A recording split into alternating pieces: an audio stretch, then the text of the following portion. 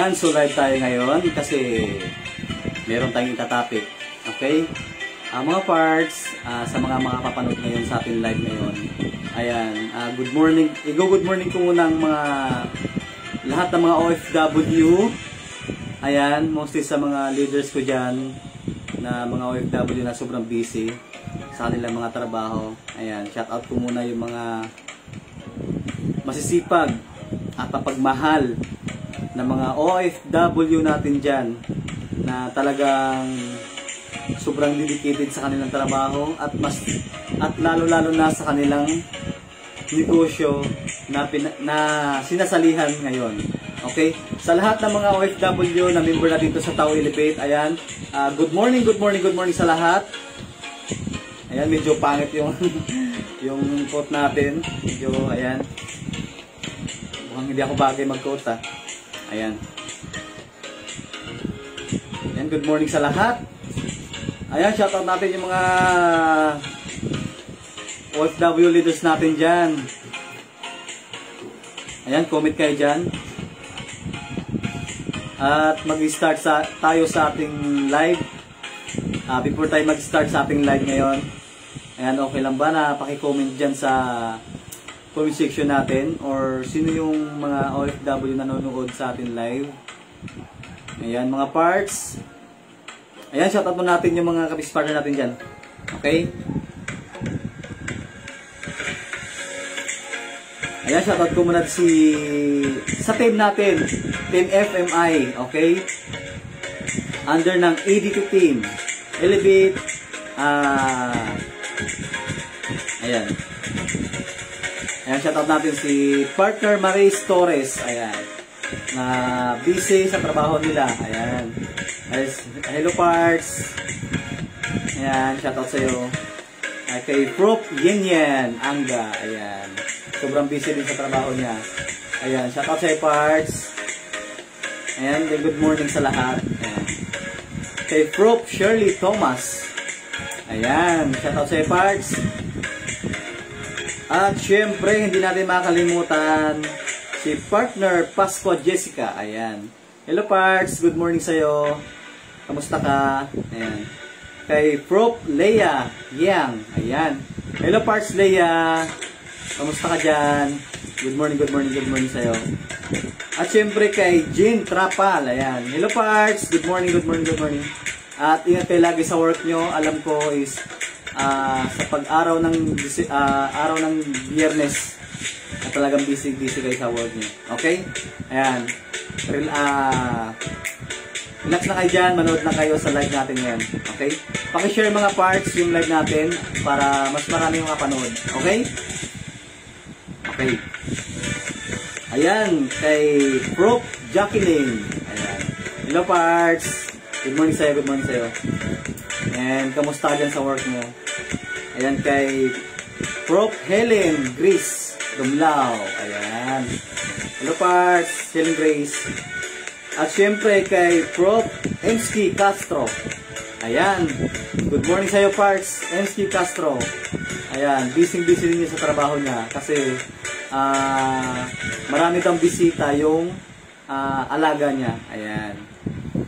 Shoutout sa'yo. Shoutout sa'yo parts. Ayan. Ingat ka palagi sa work mo. Okay? Ayan. At kumain kayo sa tamang oras. At huwag nyo kakalimutan yung kumain ha. At syempre, huwag nyo kalimutan na mag-pray lagi, always. Okay. Lagi na, may always pa. Okay. Ayan. Okay, shoutout natin si Prof. Aimee Just. Ayan.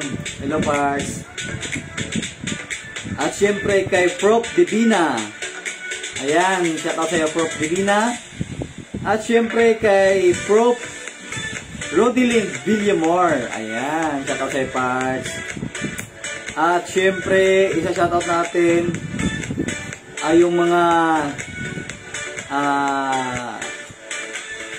TMRI. Ayan.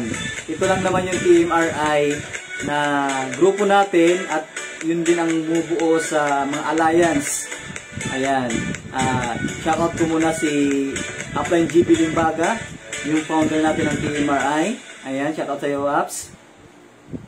At syempre, yung co-founder natin na sa PMRI, si Upline Arlene Belisilio. Okay, shoutout sa'yo, Upline. At syempre, hindi natin makakalimutan yung mga sa mga nagbi-birthday ngayon. Ayan, happy birthday, mga parts. Ayan. At syempre, sa topic natin ngayon, napakahalaga to, lalo na sa mga nag-start sa business natin, lalo na sa, mostly sa akin din. Ayan, sa lahat ng nagnegosyo, sa lahat ng member ng OFW member dito sa Tao Elevate. Ayan, napakahalaga to, kailangan is meron ka nito. Okay? Ayan, hello Parts Jackie. Wow, salamat Parts sa 4 na puso na binigay mo sa akin. Ayan, wow, grabe. 4 na puso talaga Parts, ha. Ayan, kung sino yung shoutout natin dyan, comment na kayo dyan sa comment section. Ayan, okay lang sa akin kung sino yung shoutout natin. Okay? Pamilya man yan, or friends, or yung mga prospect nyo na ini-invite nyo dito sa Tao Elevate. Ayan, i-shoutout natin yan mga Parts. Sige na Parts, i-comment nyo yung mga pangalan nila. At syempre, yung mga nakausap nyo. Okay? Medyo pangit yung natin. Okay. Ayan mga Parts. Kasi mag-start na tayo sa ating live ngayon.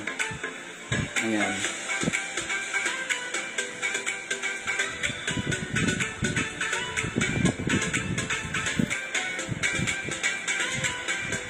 Ayan, salamat sa nanonood natin ngayon.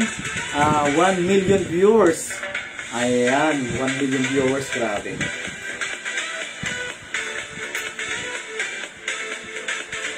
Okay. So, mag-start na tayo sa ating live. Mag-start na tayo sa ating topic ngayon. Handa na ba kayong makinig? Handa na ba kayong malaman nyo kung ano yung pinaka-point nyo dito sa Tao Elevate? Okay? Handa na ba kayo lahat, mga OFW leaders natin dyan na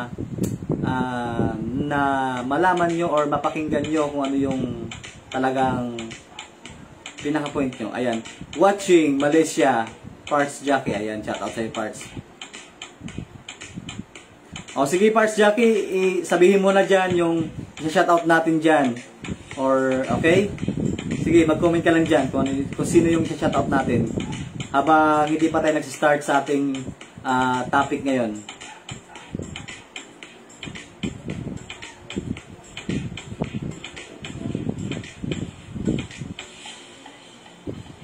Ayan, sige. Shoutout natin.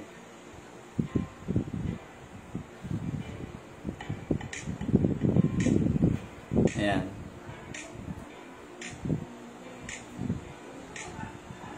Sige na Parts, comment ka lang dyan para i-shoutout natin. Okay? Okay ba? Ayan. Habang hindi pa tayo nag-start sa ating live, sa ating topic ngayon. Sobrang napakahalaga nito mga Parts. Ayan, salamat sa pag-likes. Salamat sa pagbigay ng heart. Ayan.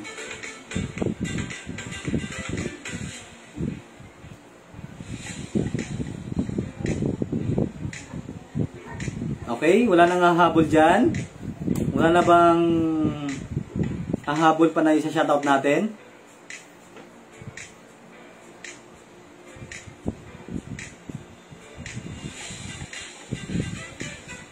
Okay.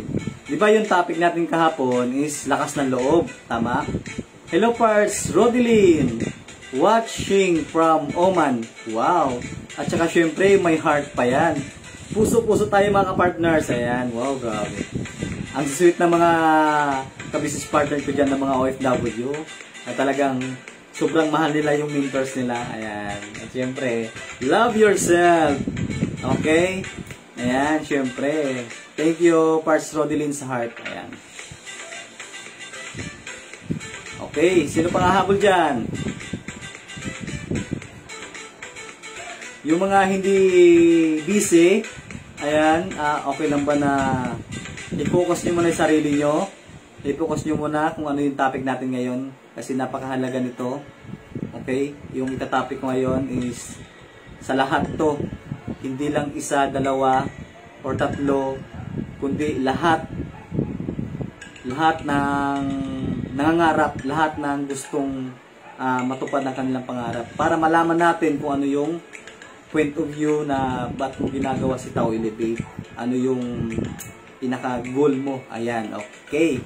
So kahapon, yung topic natin kahapon is yung lakas na loob, di ba? Okay. So ngayon naman, okay, mag-uumpisa na tayo sa ating topic ngayon. So bakit nga ba napakahalaga ang goal setting? Okay. Bakit nga ba napakahalaga ng goal setting dito sa negosyo natin? Kasi dito ka magsiset ng goals mo. Dito mo nalaman kung gaano ka-importante na mag-set ka ng goals. Okay? Ayan. Mostly sa kailangan talaga is yung goals mo is napaka-importante is dapat smart yung goals mo. Okay? Anong ibig sabihin ng smart? Okay? Smart, ibig sabihin specific. Ang ibig sabihin nun, yung is specific. Okay? Malinaw siya kung ano yung goal mo. Okay? Halimbawa, yung goal mo is pang short term muna. Okay? So, yung tawag ito, yung pinaka malinaw na pwede mo makuha agad. Okay, yung short term goal na gusto mo. Okay, yun yung specific. Dapat malinaw yung goals mo. Hindi pabago-bago, hindi siya kung nag-goal ka lang is parang labas lang sa salita or ganon, di ba? Dapat yung goal mo is nasa puso mo talaga. Isa puso mo yung goals mo para makuha mo siya in that time na talagang pinagsikapan mo yung goals mo. Okay? Siyempre, ang aim naman is measurable. Okay, halimbawa, i-make sure mo kung ano, halimbawa yung short-term goal mo. Yung short-term goal mo na specific, halimbawa, cellphone, iPhone. Okay, iPhone 14. So, magkano yung iPhone 14? Diba? Nasa 72,000. Dapat, alam mo kung anong presyo, kung ano yung price nung gusto mong short-term goal. Okay? Dapat alam mo. Okay? Ayan, dapat kailangan mo din kung ano yung short-term goal mo na makuha mo is kailangan, alam, ito, kung anong price ng cellphone na gusto mo, kung ano yung cellphone na gusto mo na iPhone, ano yung mga yung specific, yung mga ano niya, model. Si model, yun, ano yung iPhone na yun, di ba? Okay.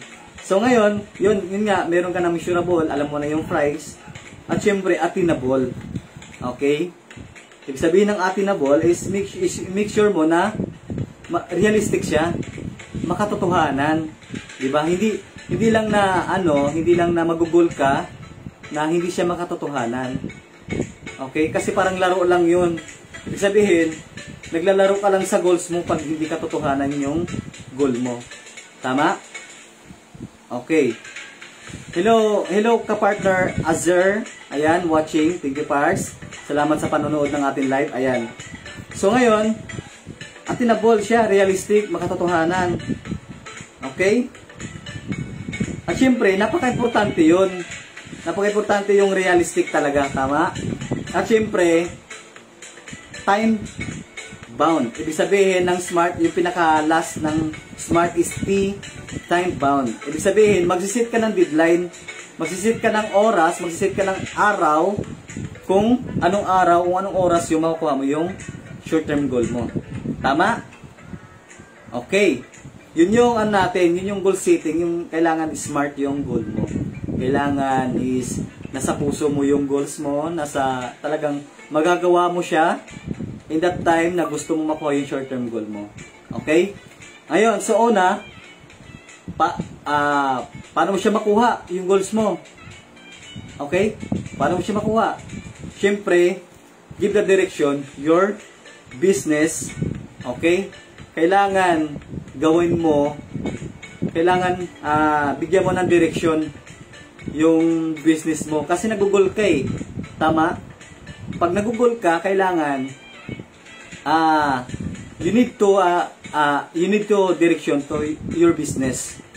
Okay? Kailangan mo siyang bigyan ng direction. Kasi, halimbawa, ganito, parang nag-drive ka ng isang sasakyan na gusto mong car. Okay? Drive ka ng drive. Okay? Drive ka ng drive ng sasakyan mo. Tapos, hindi mo alam ang direction kung saan ka pupunta. Okay? Dapat, kailangan may direction siya. Kasi, kung once na alam mo yung direction na pupuntahan mo, madali mo lang siya makukuha at madali mo lang siya mapuntahan. Okay? Kailangan may direksyon yung goals mo dito sa business natin. Okay? Yun yung pinakauna. Okay? Ayan. Give the direction to your business. Okay. So, pangalawa naman mga parts, ito, secure and action and efforts. Siyempre, once na magugol ka mga parts, once na igugol mo sa business mo, kailangan take in action and efforts. Kailangan mo siyang actionan and kailangan maglaan ka ng effort. Mostly dyan sa mga OFW natin dyan, leaders natin dyan, nagtitake sila ng action, nagtitake sila ng effort para sa business nila. Yun ang pinaka-point, yun ang magandang gawin. Yun ang talagang totoong networker. Okay? Ayan. Kailangan action and efforts talaga. Magkasama yun silang dalawa. Okay? Una, yung direction. Kung saan, kung paano magbigay ka ng direction para makuha mo siya kung ano yung gusto mo. Okay? Pangalawa is sit in action and efforts. Okay? Kailangan magkasama yung dalawa. Mag-sit ito ng kailangan mong gawin ang efforts na makuha mo yung mga goal mo. Okay? Ano bang effort na gusto mo? Ano bang effort na kailangan mo? Halimbawa, sa mga OFW, busy dyan. Kahit 2 to 3 hours lang gagawin mo yung business, basta may effort ka sa business mo, basta gusto mo makuha yung goals mo, okay na yung 2 to 3 hours. Okay? Mag-commit lang kayo palagi sa uplines nyo or sa mga mentors nyo or coach, kung sino man yung nagtuturo, kung sino man yung nag-guide. Ayan. Okay? Kailangan is ano talaga, may effort ka dito sa negosyo natin. Kasi kung wala kang effort, tapos may goal ka, kung wala kang effort sa goals mo, hindi mo siya makukuha anytime. Okay? Hindi mo siya makukuha kung nag-set ka ng deadline na gusto mo makuha yung goals mo, tapos wala kang effort na gagawin, wala kang action na gagawin, useless lang yung goals mo. Sabaga, nag-goals ka lang na parang laro-laro lang. Dapat, kung nag-goals ka, take an action, take an efforts, at syempre, bigyan mo ng direction yung goals mo, yung business mo. Okay? Okay ba yun mga parts? Okay, so pangatlo, sit and time prime for your dreams. Ibig sabihin, yung sinabi ko sa inyo kanina, yung last is kailangan may deadline siya. Kung may deadline siya, kung kailan mo siya kunin, kung kailan mo siya ma-hit yung goals mo, kung ano yung araw, ano yung buwan, tama, kailangan naka-deadline yung goals mo. Okay? Example na lang. Example, nag-aaral ka, estudyante ka. Di ba, mostly sa mga estudyante, mostly sa akin, naranasan ko rin yun. Di ba, pag nagbibigay yung teacher ng project, okay? Sample na lang yon, sa teacher nagbigay ng project. Di ba yung teacher nagbibigay siya ng deadline? Yung deadline ng project dapat automatic, hindi matatapos yung deadline ng project mo, dapat mapasa mo siya. Okay? Tama yun, tama. Kasi pag ano ka na kaagad ng project mo, nag-send ka ng project mo, nagpasa ka ng project mo, bibigyan ka kaagad ng teacher mo ng grades. Tama? Kasi on time ka eh. Ibig sabihin, on time. On time, ibig sabihin, pag sinabi ng deadline, ganitong deadline, agad-agad mo siyang mabigay. Okay? Ayan. Pero kung pag sinabing deadline passing na direction na sinasabi na talagang ng teacher na tawag ito someday yung deadline, di ba sa ano naman Monday to Sunday wala namang deadline na someday, tama? Siyempre hindi mo siya gagawin kasi someday naman yung sinabi ng teacher. Dapat automatic kung anong deadline na sinabi ng teacher, automatic mapapas mo yung project na binigay sa'yo ng teacher. Okay, parang ganun din yun sa ano natin. Ganun din yun sa business natin. Okay? Kung gusto mo talagang makuha yung goals mo, dapat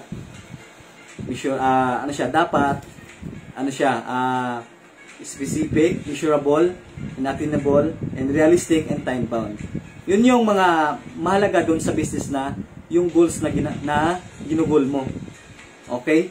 Dapat kung talagang gusto mong maging successful, gusto mong makuha yung goals mo, dapat may dapat yun may time siya, or with action, may direction, and efforts. Okay? Ayan, para ma-achieve mo yung goals mo. Para ma-achieve mo yung successful na gusto mo. Okay? Ayan, salamat sa heart, Parts. Parts Leia. Ayan, salamat sa heart. Ayan, so, yun lang mga parts, yung topic natin ngayon. About naman yung sa goal setting natin. Goal setting, kung ano yung goal natin talaga sa buhay natin. Kung ano yung pinaka-goal natin sa business natin. Kasi sa business natin, dito sa Tao i-Debate, is dapat syempre mag-goal ka na lang, is yung lifetime na. Tama? Goal ka ng bahay, goal ka ng sasakyan. Yun nga, dapat mag-goal ka ng sasakyan is yung malinaw na. Kailangan specific,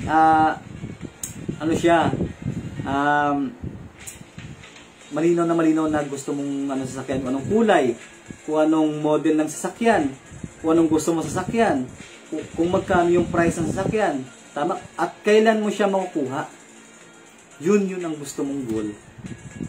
Yun yung mga goal setting na dito mo malalaman kung ano yung talaga yung goal at pinaka-point mo kung ba't mo ginagawa ang negosyo natin. Okay? Ayan, thank you sa mga napanood ngayon sa ating live. Ayan, salamat sa mga nag-comment. Salamat sa nagbigay ng heart. Ayan. So bukas meron akong ulit na topic. Okay, abangan nyo mga parts. Ayan, abangan nyo yung topic natin bukas. And then, sa Sunday naman, is meron tayong time bonding. Okay? Meron tayong kantahan, sayawan, pwede mong magdrama. Okay lang yon kasi time yun ng bonding natin sa Sunday. Okay? Huwag kayong mawawala mga kapartners para mag-bonding tayo sa linggo. Okay?